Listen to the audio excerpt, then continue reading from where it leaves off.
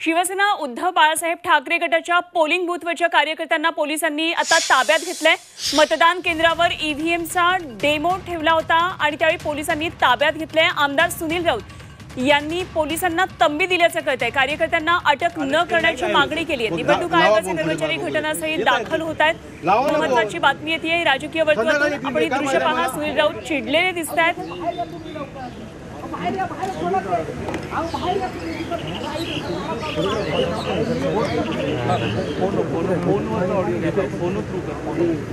शिवसेना उद्धव बाळासाहेब ठाकरे गटाच्या पोलिंग बूथवरच्या कार्यकर्त्यांना पोलिसांनी ताब्यात घेतलेले आहे।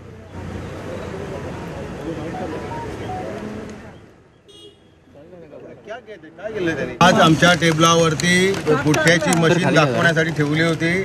ती चुकीची आहे, परंतु निवडणूक आयोगाच्या कुठल्याही गाईडलाईन मध्ये ते नसले नाहीये, तरी सुद्धा जबरदस्ती त्या दोघांना अटक करण्यात आहे।